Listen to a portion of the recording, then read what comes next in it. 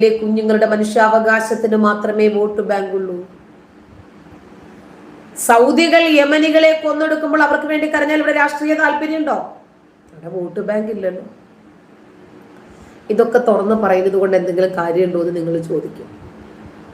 ചില വസ്തുതകളൊന്ന് തുറന്ന് പറയണ്ടേ? ചിലപ്പോൾ ആർക്കെങ്കിലുമൊക്കെ വെളിവ് വെച്ചാലോ.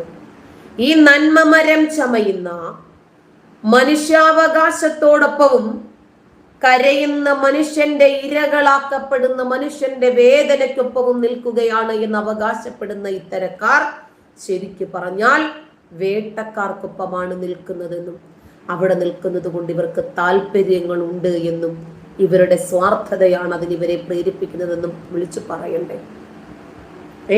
ഇവരിടുന്ന പ്രൊഫൈൽ സ്റ്റാറ്റസുകള്, ഇവരിടുന്ന ഫേസ്ബുക്ക് പോസ്റ്റുകള്, സോഷ്യൽ മീഡിയയിലുള്ള ഇവരുടെ കരച്ചിലുകൾക്ക്